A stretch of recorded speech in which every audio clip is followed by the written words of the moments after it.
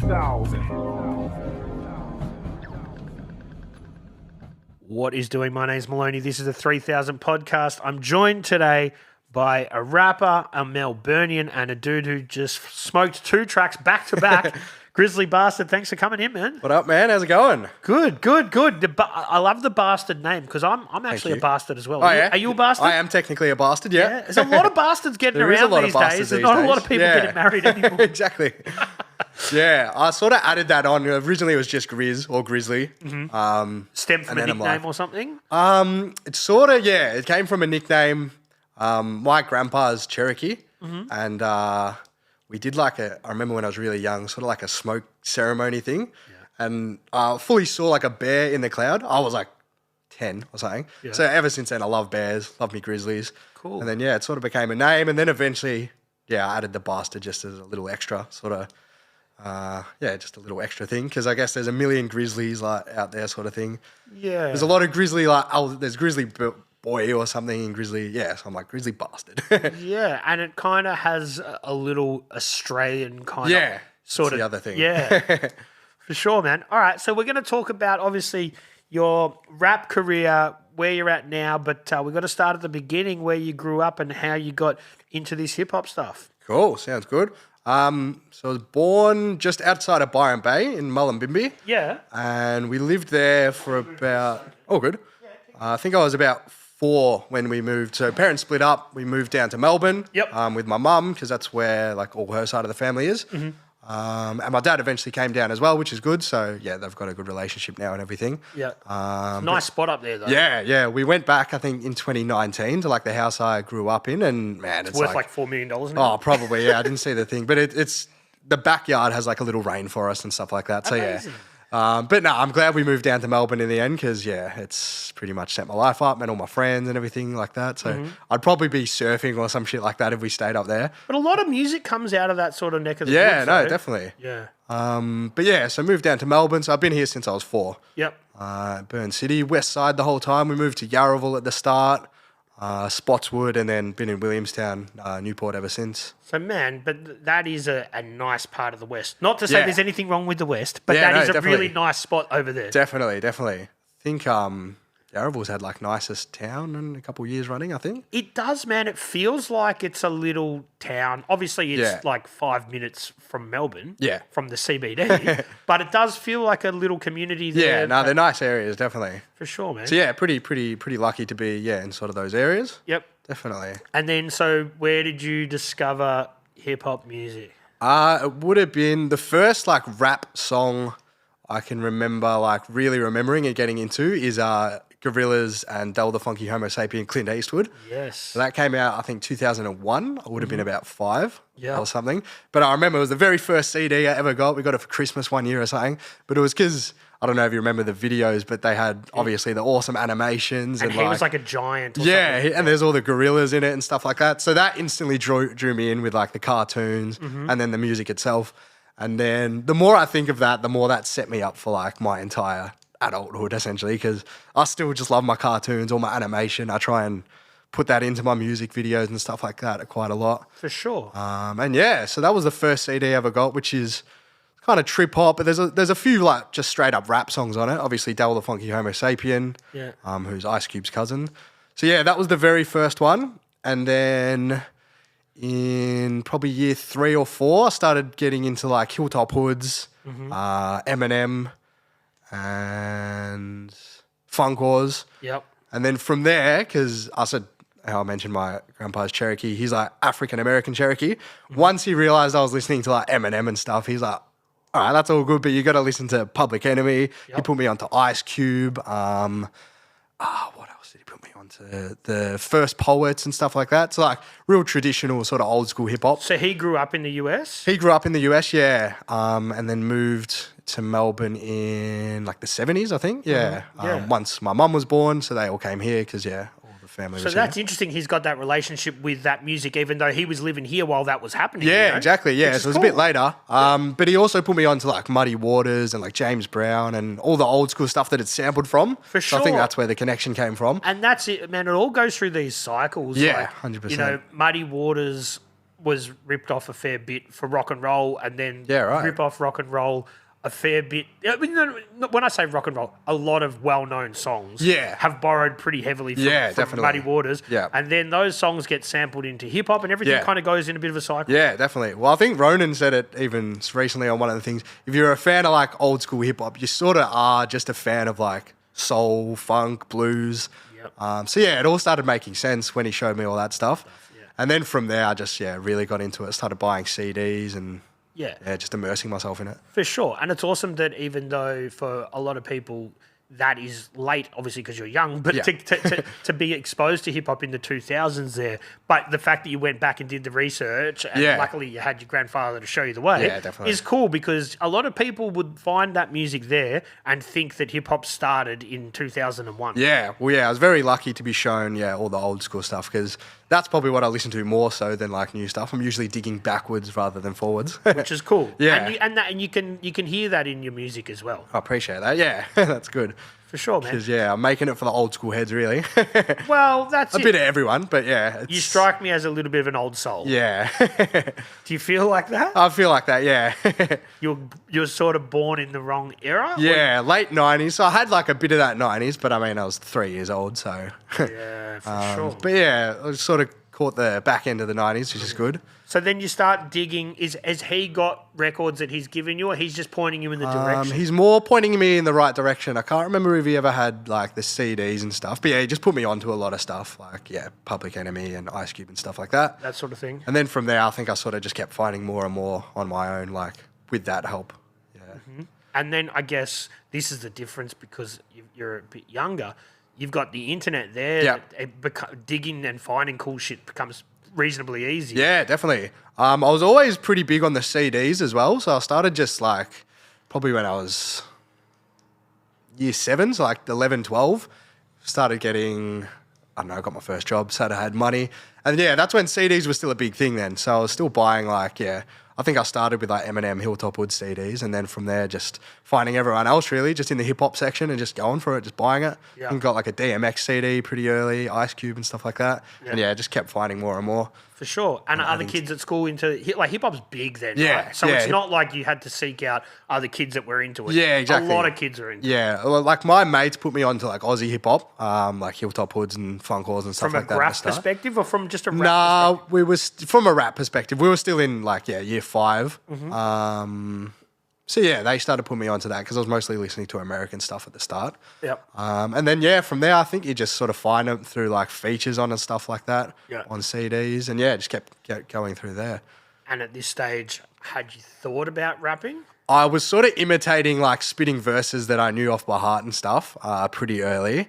And then it would have been, year 5, probably started writing some really shit like silly raps, but got to start somewhere sort of thing. In year 5? Yeah, exactly. I think the first rap was honestly about my dog eating my socks and something like that. I can sort of remember that. So nothing too great on the content, but got to start somewhere. Since like year 5, I sort of knew like I wanted to at least, I don't know, write my raps and just, have fun with it sort of thing. The cool thing was that you had people to look up to, like Hilltop and all those sort of guys. Yeah, that you'd like, fuck, it can be done here in the country. Yeah, so like when I was onto it, Aussie rap was definitely like a thing. Like they were pretty big at that point. Obese is probably huge. Just after the Calling or the Hard Road, Obese.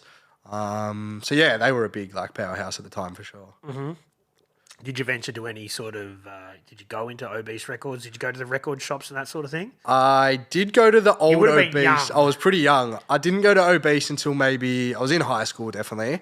So it was a bit more down the track, but I just caught the last couple of years of Obese. Mm-hmm. And then luckily Union Heights opened up. So that was probably 2015. I started really going to record stores and stuff. But before that, it was sort of just JB Hi-Fi and stuff. Yeah.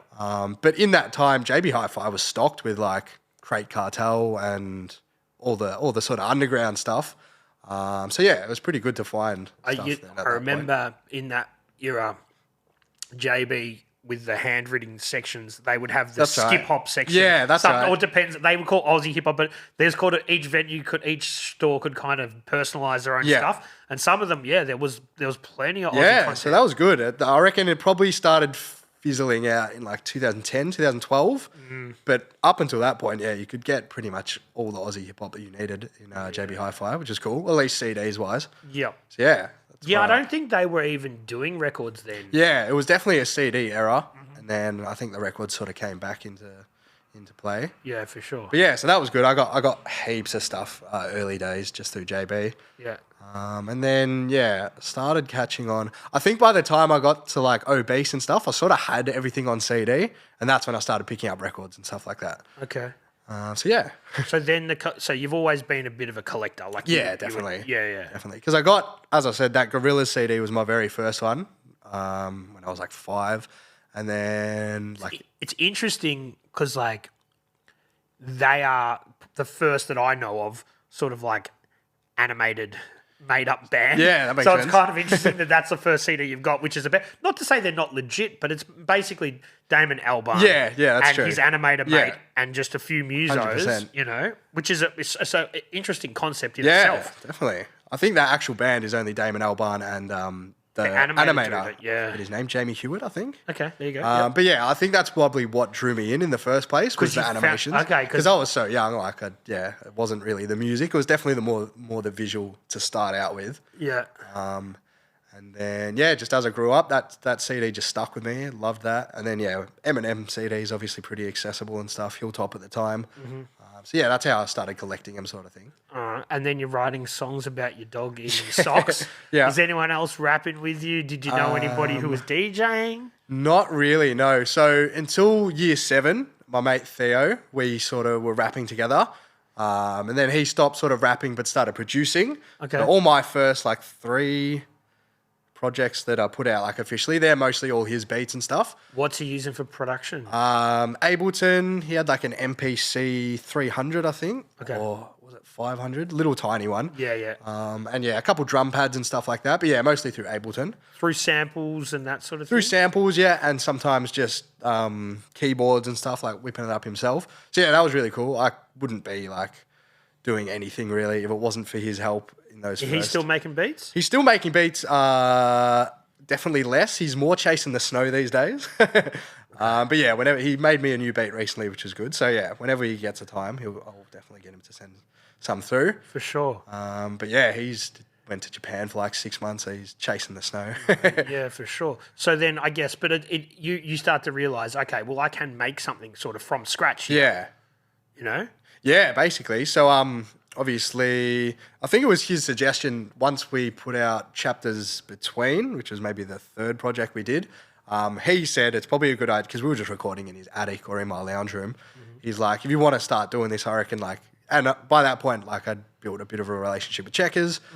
So Theo's suggestion was like, you should start recording with him and like doing shit like properly to make the sound better. Yep. He was still making beats and stuff, but yeah, on the recording and like sound engineering side, I thought it was a bit of a time to maybe take that step up, make it a little bit more professional, which yeah, definitely paid off, I'd say. And that must have been cool for you because obviously you would have looked up to Checkers, you know, as a young kid. Yeah. And now you've got him recording and mastering. I guess he's doing a bit of you're bringing him the beats. Yeah. And then he's kind of just making sure they sound good and you're recording them properly. Yeah, definitely. And like some of the beats are his early on, like when I was still in high school, I bought a couple beats off him just off the SoundCloud. And that's how we started building the sort of connection with him. Yep. And then... He is, for someone who is so reputable and so good at his craft, Yeah. he's very approachable for people. Yeah, man, 100%. He's very, very approachable in terms of... He gives everyone the time of day. Yeah, and really good mentor and just like, yeah, it gives you the time of day, like you said. So yeah, much respect to Checkers. And yeah, like I'd been listening to him for probably a good 5-6 years before like sort of making that connection. So it was awesome once sort of got a couple beats for him and he was sending it back and like giving me pointers and stuff like that. So that was cool. That's like one real positive of the Aussie hip hop scene being small is that everybody is within arm's reach. Yeah. You can go you could pop into Union Heights and see someone whose record you just bought from JB Hi-Fi. Definitely.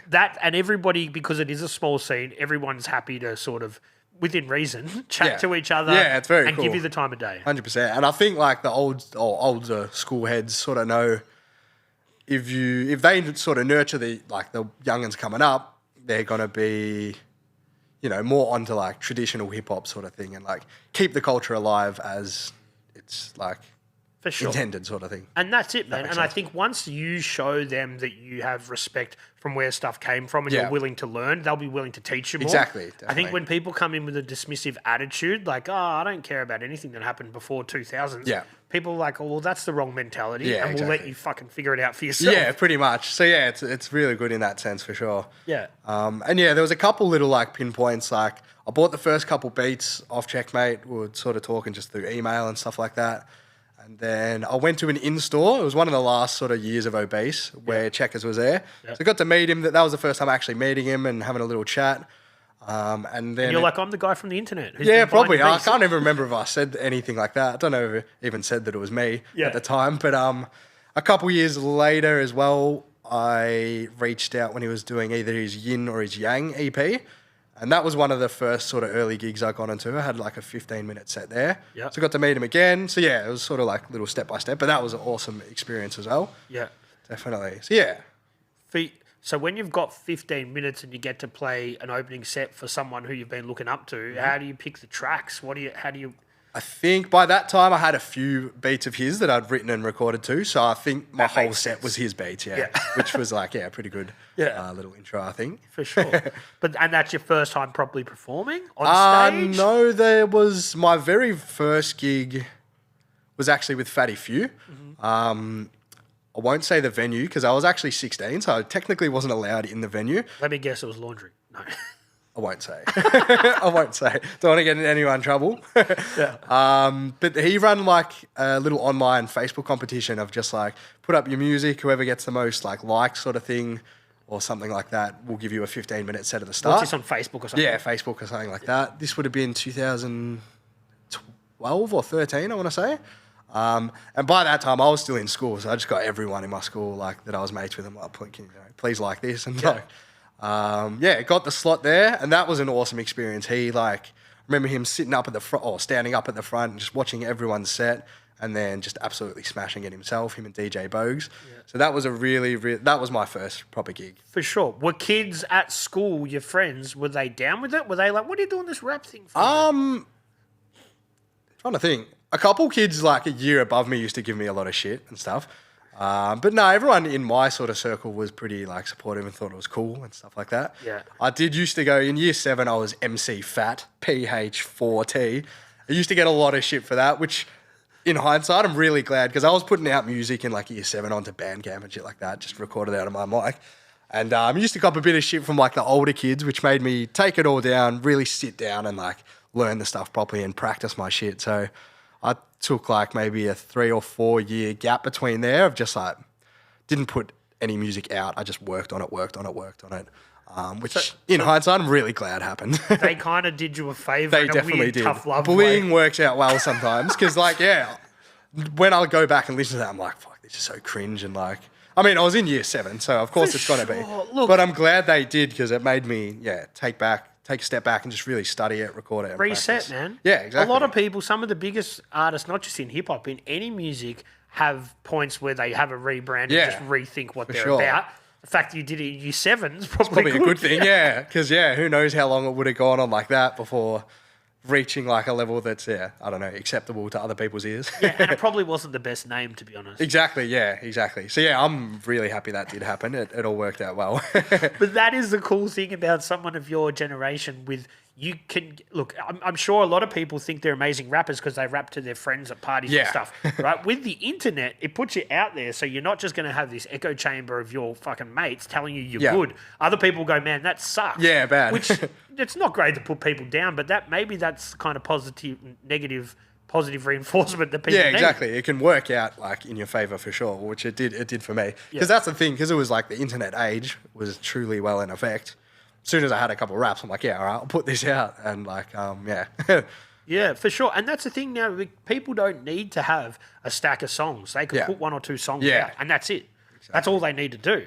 And they don't have to sit there and think about, all right, I'm going to put a whole body of work out there. Yeah. Put it out and see what fucking sticks. Yeah, that's the thing. I was still doing like proper albums at that point and stuff, but it was like 10 tracks of just terrible shit. But that's the thing, man. Like I was saying before, you come across as a bit of an old soul. You're into the old stuff. So you're going to want to put out an album. Yeah, exactly. Where young kids looking forward are going to be like, fucking Post Malone put out one song and he blew up. So I'm just going to do that. Where I could see that you're going to be like, nah, man, I'm going to do the artwork. Yeah. I'm going to have a concept. This is the way it's going to go. This person's going to do this, you know? Yeah. So even from those early MC Fat days, I was, doing that, doing my own like album covers, trying to put a bit of effort into it with what I could. But definitely glad I took that step back and just rehearsed and worked on it and just, Did the maturity also come with listening to different kinds of music? Yeah, definitely. Throughout that, because it was probably a good 4-year gap. Obviously picking up way more music just getting the knowledge. Yeah. And then I guess it's opening you up to Aussie music that you're hearing as well. Plus you're doing your research into what came before. Yeah, exactly. Yeah, just getting right into it sort of thing. Yeah. Definitely helped. And no other MC buddies at this stage. It's just you. So Theo was probably throughout year 6 to maybe year 8, we were rapping together. Mostly just reciting other people's verses and shit like that. Sort of how you learn. Yeah, exactly. And then fucking around on GarageBand at school and stuff like that. So I think that's where he started picking up making beats and stuff. And then I'm not sure where he sort of dropped out with the rapping. We never recorded anything. But you never felt like you needed someone to bounce off or anything like that? No, not really. Well, I mean, we were bouncing off each other, but just not recording anything or putting it out. And then eventually, I think he just started producing and I just started writing all the raps and sort of just happened like that, Fell into it. And at this stage, did you think, all right, well, I'm going to do this. I'm going to have a song. It's going to get on the radio. Then I'm going to have an album. Then I'm going to tour the world. Is that the kind of... Not really. I don't think I really had any massive expectations. By that point as well, I think I realised how underground a lot of this stuff could be. Especially when you're in the underground side Yeah, of it. exactly. So I was sort of just thinking, whatever, just want to make music sort of thing. If money comes, definitely that's always good. If I can tour the world... beauty, but if not, just wanted to make music, really. It's a hard time, I think, though, because at that sort of peak time of Aussie hip-hop, people are seeing the heights you can reach. Yeah, definitely. And it kind of not gives people false hope, but they think, fuck, if he's doing it, I can do it. Yeah. And then kind of the ass falls out of the industry a little bit, or it just falls out of popular culture. Very true. Yeah, I think looking up, back in those days, obviously, the dream was always, if you can live off it and tour the world, then beauty. But, it was never like the full goal. Yeah. For sure. Even the people that you look now that are very successful, not all of them, but most of them, they're still working jobs and this is just a passion project. Yeah, exactly. For most people. Which I think keeps the... realness. Yeah, the passion, as you said, alive sort of thing. Because then it's not your job, it's your passion sort of thing. Yeah. And that's it, man. Once it becomes a job, I don't know if you've listened to the episode with Dylan Joel, when he signed a big deal with Warner. Yeah, right. And he's like, Flago said, man, once you start to sign a big deal, you turn your hobby into a job, people want money back. Yep. This is, make sure you're ready for this. And people telling you how to do it and everything like that. They tell you what to wear. Yeah. How you lose all creative control. Yeah, wow. That's pretty full on. I remember saying, I think it was on Drink Champs or saying, Nori says his label told him all throughout the night, he's like, you can't smile. You're not allowed to smile in a photo. And It'd be hard. Yeah, I guess, to have that image and fucking... I couldn't imagine that. It is. That whole thing is quite... Yeah, once other people get involved and start telling you what to do, that you lose your authenticity. Yeah, exactly. And it becomes, just is it drudging experience? Yeah, for sure, man. And that's I guess the positive about it being underground. No one can tell you what to do. Exactly. People can tell you they don't like it, but they can also not consume it and fuck off. 100%. If you make it 100% how you want to do it. Yeah, and then you're always going to be happy with the product at the end of the day sort of thing. Generally, sometimes you still look back and be like, which definitely, I'm sure everyone does that. I'll definitely do that. Yeah, I've had people on this show that have been reasonably successful on major labels, and they said that a couple of albums, I'm not naming names, but I know that they've said it. Yeah. They're not happy with them, but they get pushed to certain directions. Yeah, that makes sense. And once the album deals aren't there, they can go in their own direction. Yeah, right. I think that's part of the beauty of now. You don't need those labels. Yeah, that's very true. Because at this point, you're making all the groundwork and stuff, you've got all your fan base, and then a label will come pick you up. So, what are you actually going to do at this point? Yeah. Just take half of the money, or 3/4 of it. Take the money and try and market you, and then if and when it doesn't work, they go, thanks, but no thanks, and then on to the next person. Yeah, so I think it's cool that you can sort of set yourself up independently these days and, really sort of just, I guess people are living off just doing it independently with merch and stuff like that. I mean, it's hard, but still probably got a day job, but yeah. I don't think there's too many people doing it. Living off, I was yeah. breaking it down the other day. You look at how many people live in the country. Yeah. You look at how many people consume rap. You look at how many people consume Aussie rap. Yeah. And how many people are going to pay for true. that product. Yeah. Your market's pretty fucking small. It's pretty small. Yeah, fair enough. That makes sense. Man, but so what about your first actual project where you put it out, you recorded it, you mastered it properly, you put it out, you're happy with that? Yep. For the most part, pretty happy with it. There's definitely some like a lot of the hooks and stuff. I'll look back and just cringe at that sort of stuff. But a lot of the verses and stuff like that, I'm pretty happy with, and the content and stuff like that. So our first one was called Melbourne Made, all produced by Theo. He was actually doing a sound engineering course at RMIT, so we recorded it all in there. However many $1 million studio, which in hindsight as well, I wish we were doing that now, because like now that we're better ourselves at like doing what we do, it would be good to have that sort of equipment as well. You go from Theo's attic into proper recording. Yeah, exactly. No, sorry, we actually did it backwards. So we started in like the big, because he was at the time doing the course. But yeah, we weren't obviously as skilled as what like I am now. But yeah, no, it was an awesome experience. I'm still pretty proud of like the album. So yeah, all his beats, and he did all the sound engineering and stuff like that. So sonically it came out pretty good. But yeah, some choruses and stuff. I'm just like, But that's all part of the maturing process, Yeah, man. exactly. Like, if you were going to sit here now and say the first project that you put out, you were 100% happy with it and you wouldn't change a thing, you obviously haven't matured much yeah, as an exactly. artist. Well, yeah, it's good. And a lot of people have said they can hear the progression, which I can hear it in myself as well. I think Ronan said it the other day. Yeah, I think he did as well. In that chat with you, Yeah. he goes, you're getting better, man. Yeah, so it's always good to hear from other people as well, especially people who truly love their hip hop and stuff like that. Yeah. So yeah, even like this last project to the one before that, I reckon there's a fair bit of progression there. So You've got to grow. hopefully it just keeps going. Yeah. Yeah. And then so you've done your first gig with Checkers, or not your first one, but one of your first ones, Yeah, support gigs. pretty You've early. done plenty of supports since then with some big names as well, man. Yeah, pretty blessed to have done some of them. Yeah. You're obviously hustling to get on those bills. Trying some of to, them. yeah. I think just started building it up. Trying to think what the first like big one was, but once I started getting a couple names under the belt, like Checkmate, Fatty Few, who else have done? Scotty Hines. Yep. I started to sort of build like a bit of a rap resume. So whenever I see there's a gig that I want to be on, sort of thing, just send them the rap resume. Be like, yeah, Grizzly Bastard. This is who I've supported before.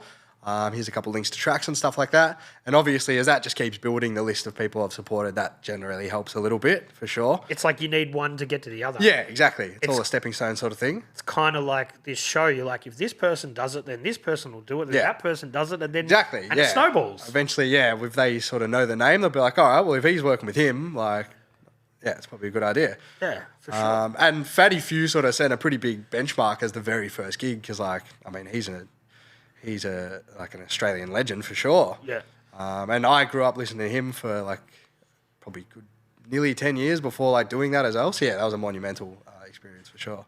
We don't want to jump too far forward in your story, but while we're talking about doing supports, you got one this Saturday. When this comes out, it'll be this Saturday. Oh yeah, beautiful. So yeah, 10 days exactly. The Beatnuts. So Won't be 10 days when this comes out. okay, fair enough. It'll be a few days away. Yeah. This Saturday. Beautiful. So yeah, Saturday, the Beatnuts. It's going to be awesome. Put on by Launch, who did the Onyx show, which I was support for 2022. And yeah, man, the Onyx one was probably my favourite show I've ever been included in to this day. Yeah, at this Did point. you meet the dudes? Met him, yeah. I had a good like 10-minute conversation with Sticky. Yeah. Sort of just said what's up to Fred Rowe. Didn't really get much time with him. But yeah, had a good 10-minute conversation with Sticky. He was accommodating? Yeah, it was really nice, man. I gave him a fist bump, which he had a blunt in his hand and like sort of almost knocked it out. And I'm like, oh fuck, sorry, man.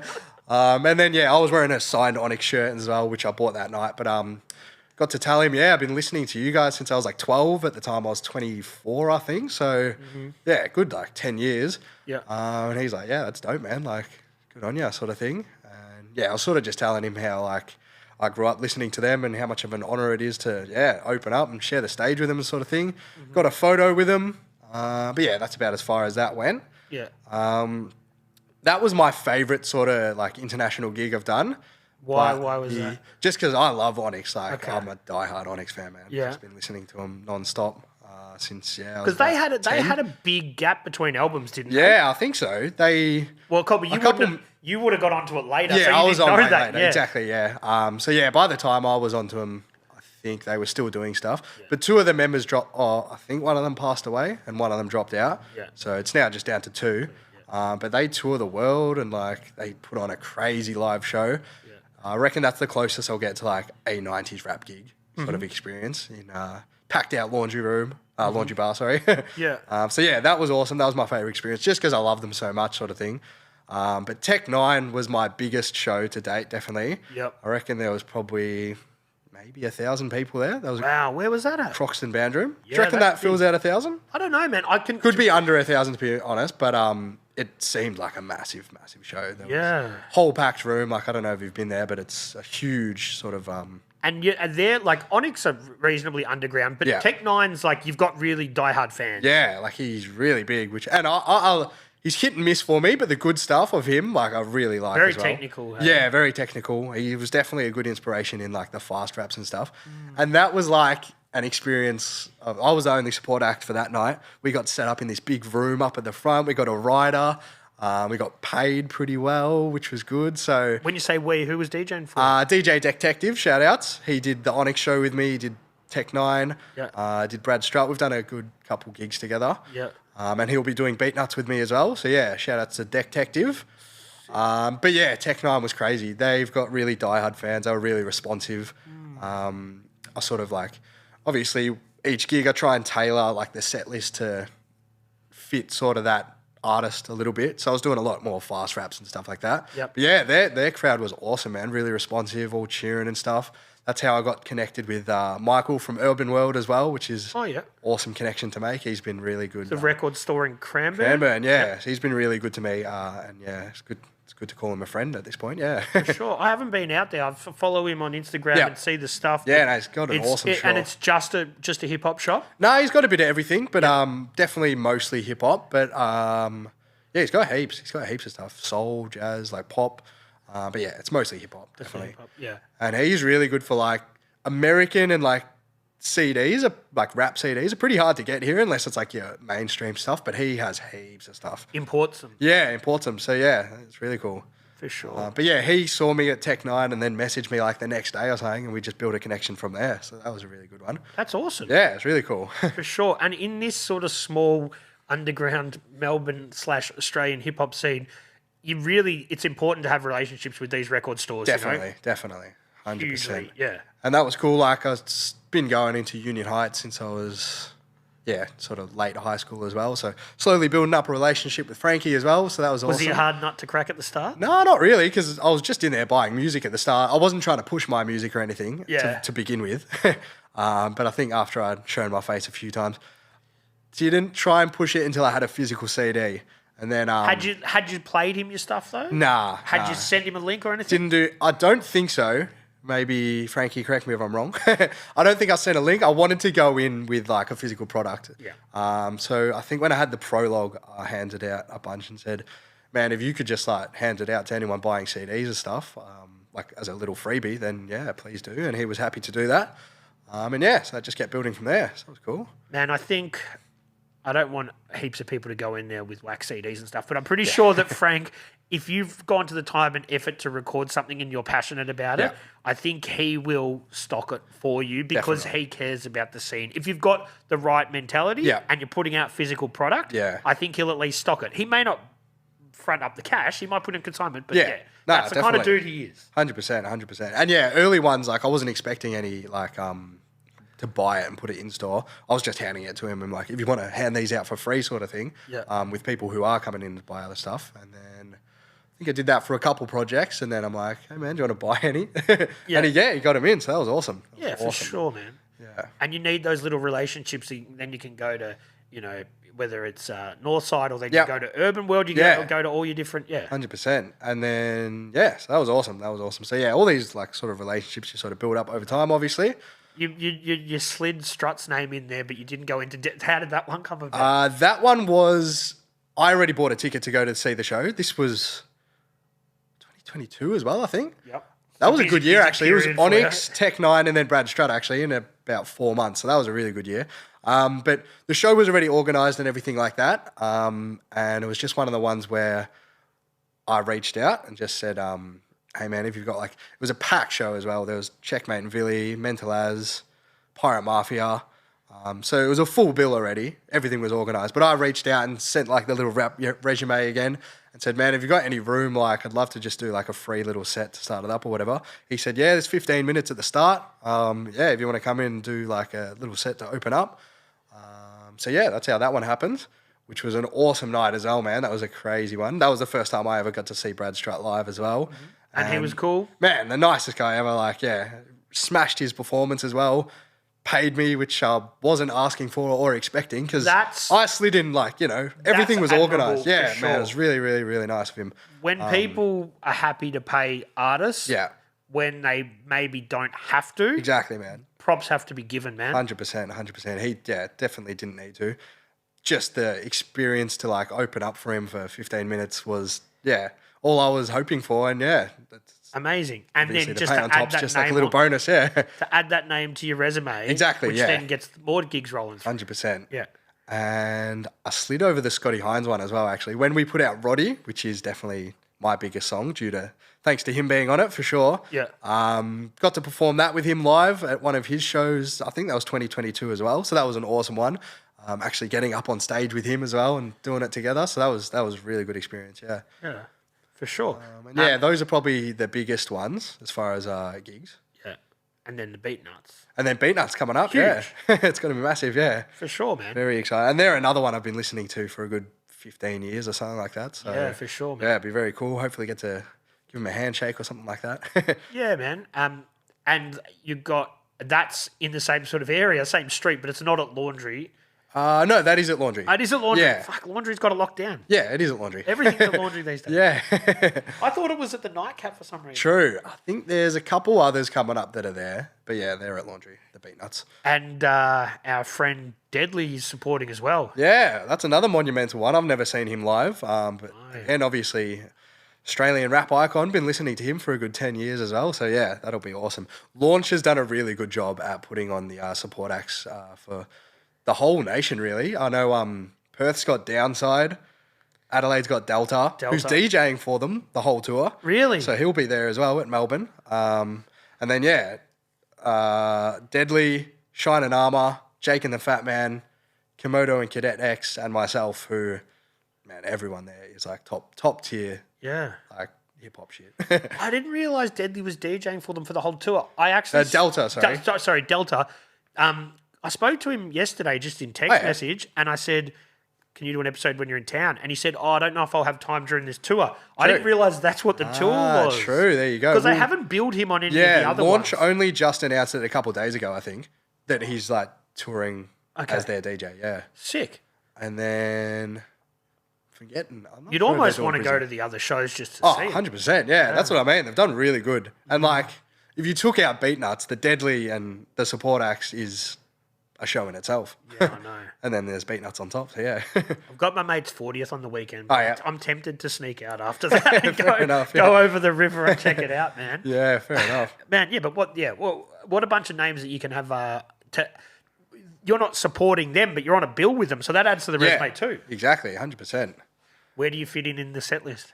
They haven't actually announced it yet, but I'm kind of hoping I'm first because so you can watch. Do it and then watch the rest. I can't cheer on other people, otherwise I'll lose my voice. Is the thing. I'll just whistle and clap, but I tend to lose my voice really quick. So yeah, people sort of skip over that with rappers, don't they? Because they think like singers, you got to be taking a bit. But you've got to worry about your voice just as much as everyone else. 100%, yeah. Especially because I think my sort of style is quite technical and fast. Like I need all my breaths and shit like that. Otherwise, the whole song's going to be ruined. Yeah. And recently, somewhat discovered I've just got not in flames, but enlarged tonsils. Just no matter what, they're always big. So I'm drinking warm water right now, which helps it. But yeah, it can get pretty annoying. So you got to look after your voice, definitely. Yeah, I apologise. It's fucking cold in here. No, it's all right. It's cold everywhere. Yeah, well, that is interesting. You've got to take care of your vocals. Definitely. Man. You've got to watch out for that stuff, and without sounding too much of a hypochondriac, there's a lot of illness going around at the moment as well. So you don't want any of that shit happening. Definitely, man. I swear, whenever I have a big gig on, I feel like I'm getting sick. I don't know if it's just my brain just like doing it to me. Do you get nervous? Yeah, definitely. I'm nervous for like 2 weeks leading up to a gig, really. Really? Until maybe 2 songs in, then it starts to just feel like natural. But man, I practice to the point where it's sort of like muscle memory. Yeah. So I just hope that, everything goes right. Were you nervous coming in here? A little bit. Nervous doing the rap, not too nervous to have the chat. But That's why I always say to people when I've got MCs coming in, yeah. there's some people like, I'll do it at the end. I'm like, no, do it first because then you can chill. Exactly, 100%. And I was thinking that in the first place for the voice as well. I don't want to talk for however long we talk for. And without giving away too many secrets, if you've got to drive for an hour and a half to get here, you've got an hour and a half to fucking dial your raps in. Yeah, 100%. That's the way I think of it. Yeah, no, definitely. But you smashed it first take, man, here as well. Much appreciated. So, when we put your rap out, it'll be the second one that we do after some guy called Bias B. Have you heard of him? Oh, I don't know, man. Oh, no. No, of course. So yeah, that's awesome. Yeah. It was a long time coming to get him in and do an episode. Yeah. So I'm stoked for that, and it was awesome to get him to do a rap as well because he didn't need to do that. Yeah, that's awesome. Can't have a Melbourne podcast without Bias B. I know, man. There's a few other MCs I've got to tick off the list, but we're slowly knocking them off. Yeah, no, that's awesome, man. And it's an honor to be on a platform with such high caliber like MCs and stuff. Yeah, there has been some good ones. There's been some awesome ones, man. 100%. Yeah. And there's not got the thing is right. And now I'm just look. It's going to be rooted in Melbourne. The whole podcast is about Melbourne and people from Melbourne. But as we progress and as it grows, I want to let Delta's not from here, but if he comes in and he wants to do an episode, I think that's okay. Only makes sense. I reckon. Definitely. And then you can sort of go. There's a bit of wiggle room. There's no point, missing out on like opportunities to speak to people from around the country just because they're not grown up in Melbourne or something like that. Definitely. Yeah, that's definitely. Am I justifying it to myself or you? Yeah, no, 100%. But no, definitely, man.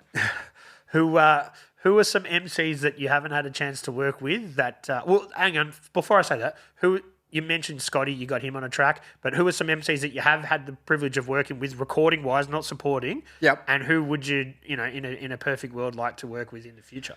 Man, I'd love to get Bias on a song. I could sit here and list like every Aussie rapper that's ever come out, really. Yeah. For the most part. But you have worked with so far. Scotty's definitely one of them. Scotty's one of them. Checkmate is a massive one. It helps when he's recording there there because he can't really say no. Definitely. Yeah, well, I mean, he could, but yeah. I think, obviously, having listened to these guys for so long, I think I've got a roughly good idea of like the sort of beats that are tailored to them. Like Scotty's almost like, it's pretty grimy sort of track. The Checkers one is pretty like retrospective. Yeah. One of those. And some kind of spective. Yeah, some kind of spective. Something where he can spit his wisdom, which he absolutely did. Mm-hmm. The Sinks one, that was another massive one for me because I love me a bit of Sinks. That was like a sort of hard-hitting Dantes beat, which I know he's got on his own ones. Yeah. So yeah, that was a mad one. Poets was a really mad one. We've sort of come up together. Yep. And met at a couple gigs and stuff like that. Who else? We got Villiani on the most recent one, which is awesome. Again, we've linked up a fair few times just at gigs. Is she rapping or singing? She's singing on the. Yeah, she's singing on the song. Like a hook. Yeah, sort of like a verse, singing verse at the end. Mm-hmm. Who else? The Bad Seed, which is awesome. That's a New York connect that Kut One has. Yep. Because he's a producer. He's got like 3 or 4 production albums. Just production. Like his own production. And then getting MCs on it and stuff. So he's worked with the Bad Seed, I think, maybe twice. I love those sort of albums, man. Yeah, they're really good. Different voices. You get to hear like so many people on a track. So yeah, he made the Bad Seed connection. We were originally, it was going to be a bonus track of just my verse at the very end. And then at some point I don't think he even mentioned it to me. He just sent it back with Bad Seed's verse at the end. I'm like, fuck, that's awesome. Yeah. Lock that one in. So yeah, that was cool. Yeah. Didn't even wait for your tick of approval. Just said, this is what we're doing. I think he knew the go. It was always going to be good. Well, you mentioned Kut One. So how did you link up with him, man? Because this latest production is you and him. Yeah. Yeah. So him on all the beats, all the cuts. How did we link up? He does all his mastering through Checkmate as well. Yep. Checkmate's got it locked in. Yeah, man, he's doing it all. He's holding down Melbourne for sure. So I think that was the initial sort of like how we knew each other's names sort of thing. And then from there, because Checkmate and Bigfoot have a song on it, on one of his Live Wires albums, as well as like Crooked Eye and like Guilty Hip Simpson. So there's some big names. So that's how I found his CDs. I bought a couple of those. And then we just sort of started getting chatting from there. I think I sent him a CD back once I got the return address, which I do a lot of the time, which is how I got the Scotty Hines feature as well. Like, you just see his mailing address and just go... Like, when I buy a CD or some merch or something, if they've got like a little PO box on the back, I just send a lot of CDs out back to them, and a lot of people hit me back like, oh, man, this is pretty cool. Like, thanks for the CD. I wasn't expecting that. The Scotty Hines one came back. He's like... because I think the CD I sent him was like 18 tracks. There's no features on it. It's just me. And he was saying something like, oh, that's kind of cool. Like, don't have any features. Like, it's just you barring out and shit. And I'm like, man, I don't have any features because, like, I don't, like, didn't know anyone would get on a track with me sort of thing. But I'm like, man, if you would ever do a song, like, I'd be absolutely honoured to do one with you. And he's like, yeah, send some stuff through. We'll work something out. And that's how that one came about. So, yeah, that was always cool. The one thing, right, like in this digital age, you can send somebody a link. Yeah. You don't know whether they're going to click it or whether they're going to take the time, which is easy for them. Yeah. If you give them a physical product, I think in this day and age, people are way more likely to actually give it a spin. Yeah. And I think I realised that pretty early on, like still in high school sort of thing. You just don't want to be just like, here's my link, check it out, to like... an absolute don as well, sort of thing. Like, you want to have something sort of tangible for them at least to be like, yeah, if you want to check this out, that'd be cool. Yeah. Because, it's almost rude just to say like, I mean, I don't know, here and there, but I felt like it was always a bit rude just to approach like someone I really look up to and just be like, hey man, check out my link. Like, but when you come to them with a humble nature like yourself, right? Like you're being courteous, you're being polite. Here's a CD. Would you listen to it? Yeah. People are they're gonna take the time. Yeah, and a lot of the time with the old sending it to the PO box, I wasn't asking them. I'd just send it through, and they'd be like, "Oh, okay, I got a CD." Man, I've got a PO box, and I tell you what, when you open it up and something's in there, you get a little dopamine. Yeah, it's always good. Oh wow, what's this? It's always good getting something to unpack. Yeah. But we got sidetracked. What was I saying about Kut One? Yeah. So once I sent him a CD. He reached out. He actually works like around the corner from where I live. Yeah. So we just got a... You're still in the West there? Yeah, still in the West. So we just got a beer and started talking. And we're like, yeah, man, if you want to work on some beats, let's do it. And Natural. yeah, it came pretty quick. So yeah, we all just worked it out over a beer pretty much. And then he sent me about 9, 10, 11 beats. Then wrote it all, recorded it at his place, and then sent it off to Checkers for mix and mastering. And yeah, now we've got a vinyl out. And what about the artwork? The artwork, usually I go through my friend Aj Prox, who's a tattoo artist and an artist just in what shops do you work out of? Requiem in Williamstown. Okay. He's just had a baby, so he's taken a bit of a step back. But yeah, he did all my artwork up until this very last one. But because he just had a baby, he was a bit too busy to sort of do it. So I was thinking Dolphin Jones, like... I've seen his artwork, and he's also just dope on everything, like and a raps, beats, awesome name.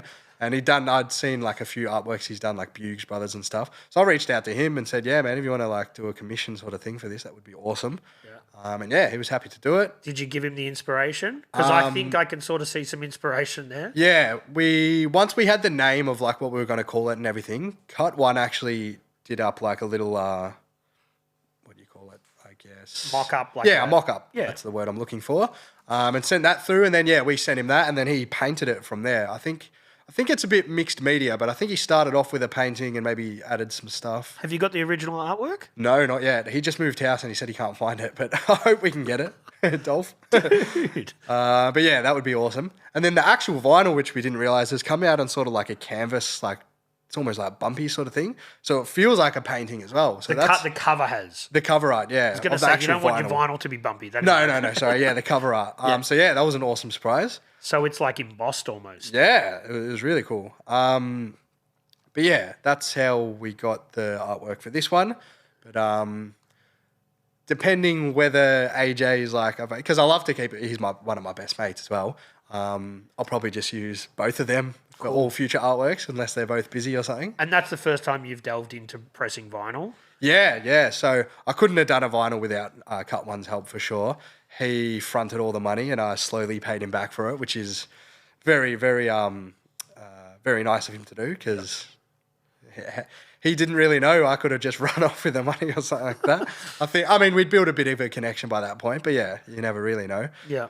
So no, that was really good with him because I wouldn't have been able to afford it myself straight up. It is a very exy process. And from what I can understand, especially when you're doing runs of small units. Yeah, exactly.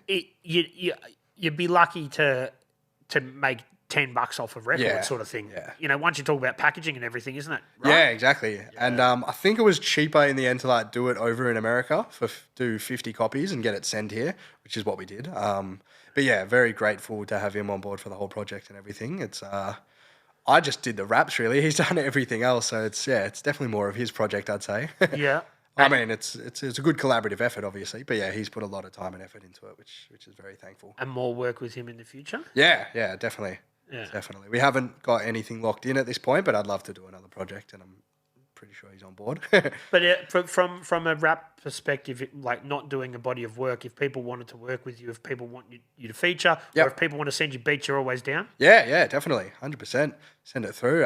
If it works, I won't say yes to absolutely everything, but that's the key. For the most part, yeah. Yeah, you got to be selective, man. Yeah, exactly. But yeah, I'm always happy to build with people and stuff like that. If it's, if the one they send through isn't quite it, then we'll work on something else and yeah, for sure. Take it from there. Yeah, no, you've got to be selective, man. Yeah. I think that's the key because I think a lot of people.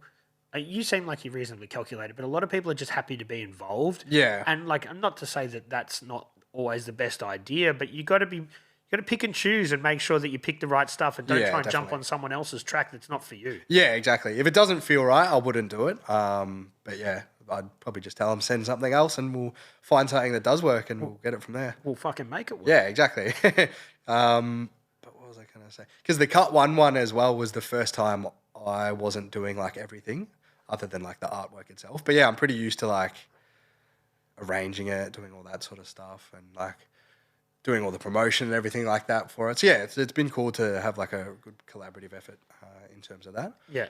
And someone obviously that you trust that his artistic direction is going to be on the same page as yours. yours. Exactly, definitely. Because having with his 3 other albums as well, there's some really heavy hitters on it, man. So yeah, it's an honor to work with him. For sure. Yeah. And also, I noticed that you've been into Hippo Rex a fair few times, man. Even when you're not on the show or your record's not being played on the show, you like to text in and stuff. You're is that part of your weekly Monday routine? That is my Monday ritual pretty much, yeah. I don't reckon I've missed an episode in the last 3 years. Wow. If I don't listen to it on the Monday, I'll catch up throughout the week. But yeah, generally I'm not really doing anything much on a Monday night usually. So yeah, just sit down, have a beer and listen to that. It's always a good thing. Always get put onto new rap or just good rap that I've heard before, but it's always good to hear again. So yeah, it's very cool. Actually, Theo put me onto the show, I think 2018. And we used to just listen to it in the car and just kick back. And then eventually I become a performer member, which was one of the best decisions I've ever made. If you're an underground MC or just hip hop maker or just an artist, I would say get a performer membership to whatever favorite show you want that you think will suit it best on PBS because that has done heaps for me, man. Yep. Ronan's really, really pushed it to he's played my music on radio for the first time ever and I think the only person to ever play it on radio really. Got me in for live interviews, got me in for a spit, which was the first time ever doing that sort of stuff as well. Yep. And his 20th anniversary is actually just coming up, which he's got me on the bill with Dielectrics, Dill Thomas, Traz. So yeah, they're all artists I've been looking up to for ages as well. So yeah, it's been a really good, just sort of step by step to get there. That show is not much younger than you are, man. Yeah, I didn't even think of that actually. I would have been 6 when he first did it. Yeah. All right, didn't think of that. And shout outs to him for doing that each and every fucking week. Obviously, he has a couple of weeks off here and there, but for 20 years, man. Yeah, and he's not getting paid for it. He's doing it because he loves it. Definitely not getting paid. And it's the same with, I guess, everyone who's doing a PBS show or Triple R. And he is providing a community service. 100%. And when I went in there the other day, man, I was fucking impressed with the studio now. Yeah, well, it's good that they've, I heard things about the other one, but it's nice that they've got like a good proper setup now. It feels... Because they deserve it, legit, yeah. 100%. So, yeah.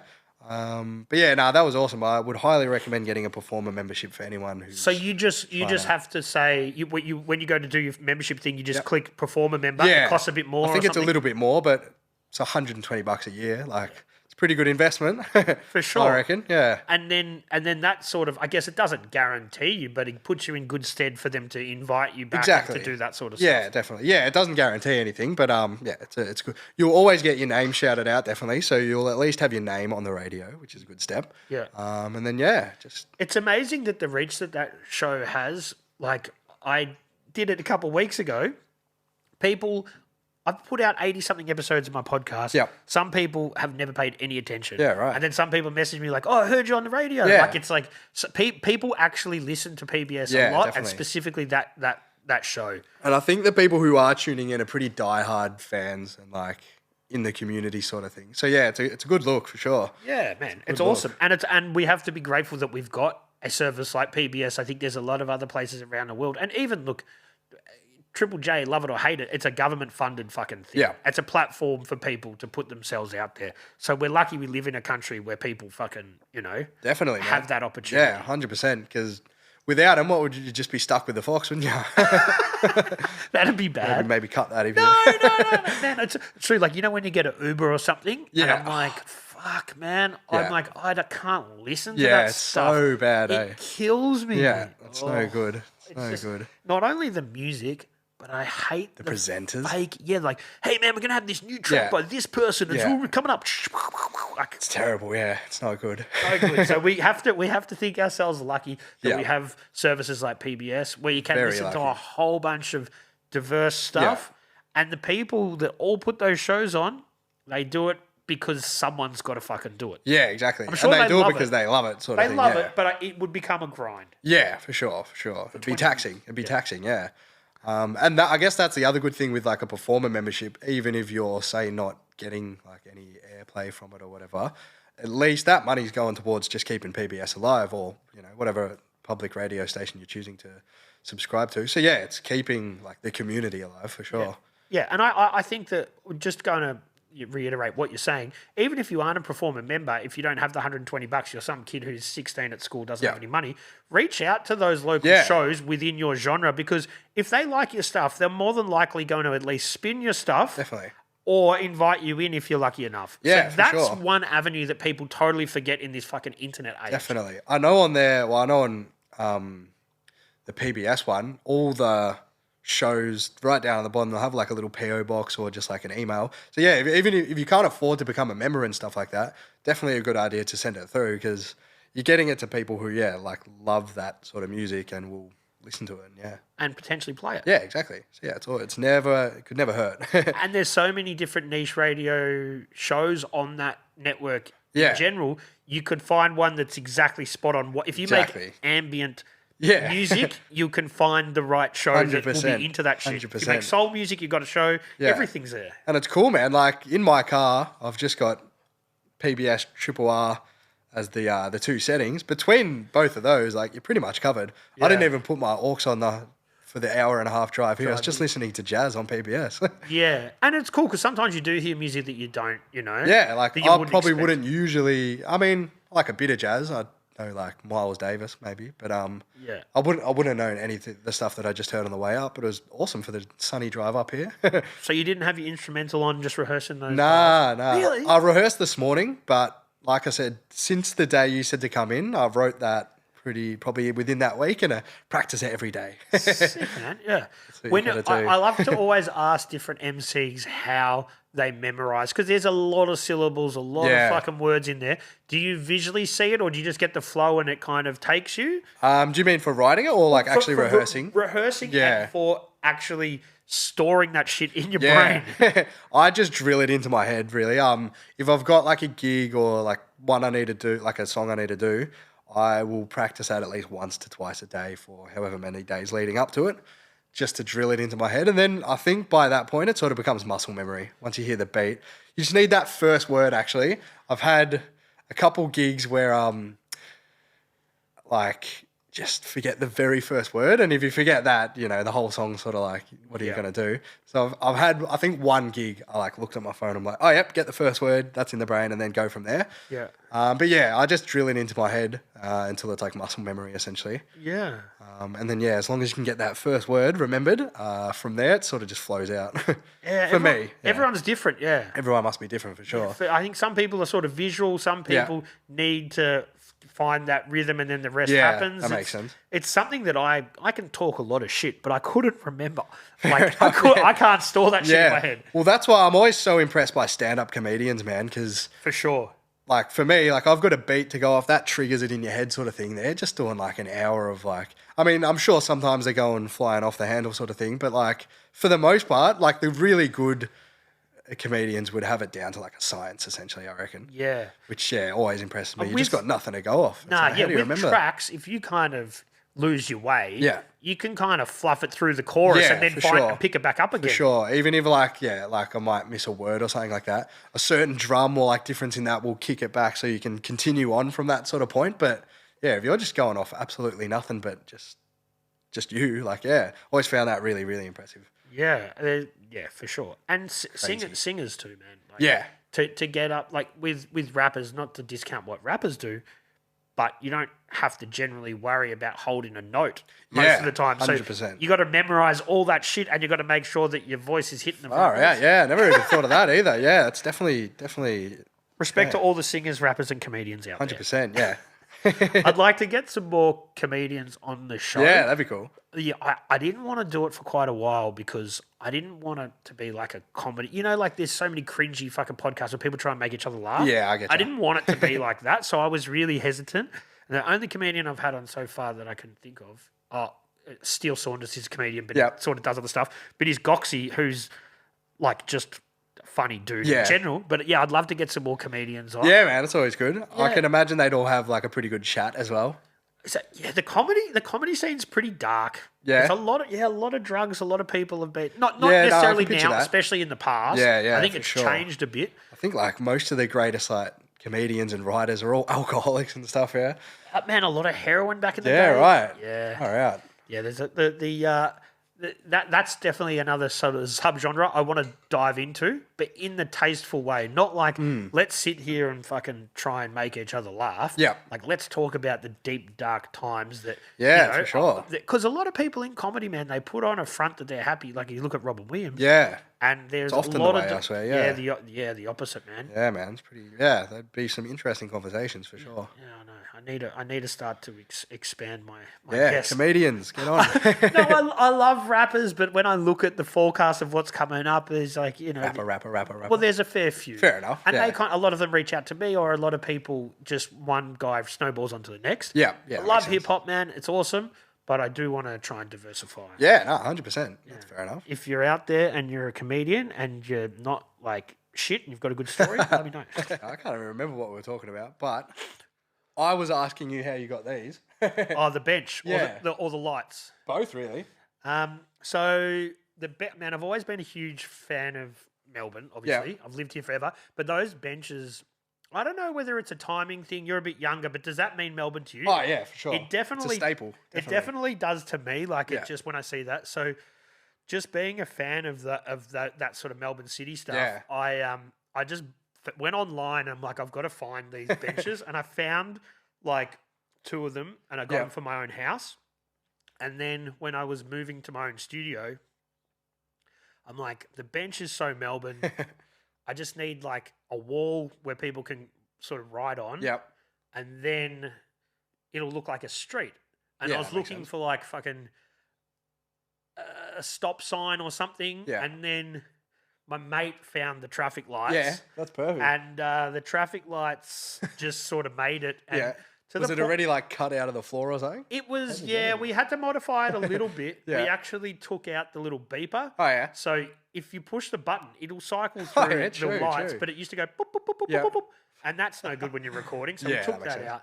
But yeah, man, and then it kind of now every time someone comes in here, they'll chuck a tag, put a sticker up, Yep. and it's slowly evolving to actually look like it is a bombed out laneway. Yeah, which was no, the it's idea. cool as. It's cool as. Yeah. Definitely. And I Yeah, thought the bench is very Melbourne. that as soon as I see that, I think of Melbourne. And then someone said, "Oh, they do have those benches in Sydney," and that kind of ruined it a bit. For me. True, yeah. Maybe fair it's enough. the green. The green, yeah. It's called Brunswick Green. I feel like, do they still make those benches? I don't reckon they do they? I don't know. They're not putting new ones in, I feel like. Nah. Well, I tell you what, I've got 7 of them. Far out. There you go. I've got stocked on benches. I got 2 here and 5 at home. That's so good. And I've even got one that's thicker. Yeah. So the tube is a wider profile, and that was from the Spencer Street Station renovation they did before they turned it into Southern Cross Station. Yeah, right. That So they'd ripped it out, and you're just like, oh. I bought it off somebody. He had a few of them. Oh, yeah. So those are the ones you'll see at the parks and in the streets. But the one from Spencer Street Station, the tube is thicker and it's made out of, I don't know, it's fucking heavier. Like it's real heavy. That's fair enough. Yeah. Far out. That's pretty cool. Yeah, but it's a good look for sure. Appreciate it. We went off track, but we're back. What about then? Did you go to Japan a few months ago? We did, yeah. How was that? That was with Theo as well.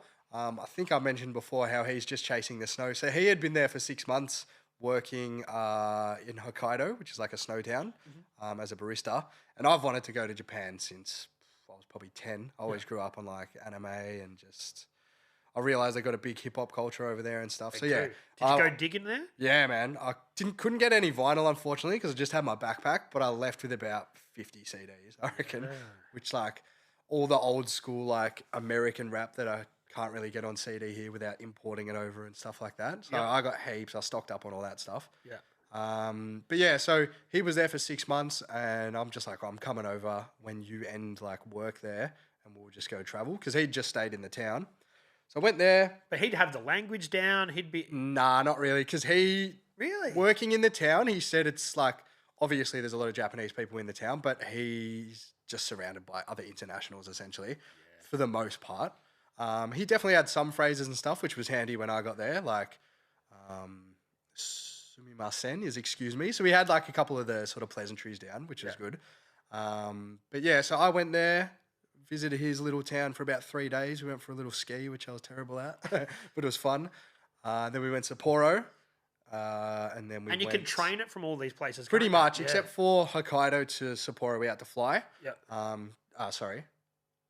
Hokkaido. So Sapporo to Tokyo, we had to fly because there's a bit of water in between there. Yeah. But then we went Fuji and then Tokyo, and yeah, man, there's so much going on. Like, sick. Met a couple rappers just on the street, like just doing freestyles and stuff like that. In English? No, they were rapping in Japanese, but I got up and spat a couple things just one night. With, I saw the videos. Yeah, that was really cool. And what else? Heaps of digging. Yeah, went to a bunch of record stores and like... They love a subculture there. The drink, yeah, man, 100%. All the like the car sort of stuff as well, like that is really big there. Lowrider shit. Actual breakdancing and stuff as well. There's heaps of like... They're really into like hip hop as like the culture, not just like rap music, but like hip hop. Graph? There's a bit of graph. It's not sort of like everywhere, but definitely if you walk down the street, you see a bit of graph and stuff. Yeah. What else? But yeah, met heaps of like people at like the record stores and stuff like that. I think, yeah, I brought a couple CDs and sort of handed them out there. Yeah. Don't know if they ever listened to them, but yeah. Yeah. It's pretty cool. But yeah, man, really cool experience. I want to go back because apparently Kyoto is like... Someone was telling me Kyoto is like Melbourne and Tokyo is like Sydney in terms of hip hop stuff. Yep. So I want to go to Kyoto for like makes sense. A bit more underground sort of stuff, I think, apparently. Yeah. And it's reasonably affordable from like once you get there, yeah, definitely. Oh, even like, yeah, accommodation wasn't too much. Flights weren't too much. So yeah, it's pretty affordable, definitely. And your money goes pretty far over there. Their drinking culture is awesome as well because... I've always liked my like Japanese beers and stuff like that. Yeah. And you get there, every 7-Eleven you can buy alcohol at for cheap as and then walk around on the street with it, which you can't do here, obviously. Living the dream. Yeah, it's so good, man. And you get like the tall cans and they just got everything, man. It's really cool. Everything they do is like just very cool. Yeah, for sure. So yeah, we would probably spent 3 weeks just drunk pretty much, but like respectfully, but yeah. I mean, you can't not really over there. Drink responsibly. Drink responsibly, definitely. My old man goes over every year in January just to go snowboarding. He reckons he can go there for 2 weeks. Everything is cheaper than going to like Bulla for a week. Wow. Yeah. Apparently the snow in comparison. Apparently Australia is the worst money-wise for snow stuff. Yeah. So yeah, no, that's cool. I was talking to someone the other day, and they said that it's like $170 a day for a lift ticket. Jesus, yeah. I went for one day once at Boulogne. It cost me like $300, I think. I had to rent everything, but Yeah. yeah, it's not cheap. And when you're doing it as a one-off, you don't know if you're going to be any good. Yeah, or going exactly. to enjoy it. You may as well just go Exactly. straight to the pub. That's my mentality. pretty much. But that was cool, man. We had a great time. Hopefully get there soon. Yeah, for sure. Back again, I mean, yeah. All this talk of beer is making me feel like having a beer. Maybe we should wrap this up soon and have a beer. Good day for one, yeah. Yeah, we'll hit the brewery, man.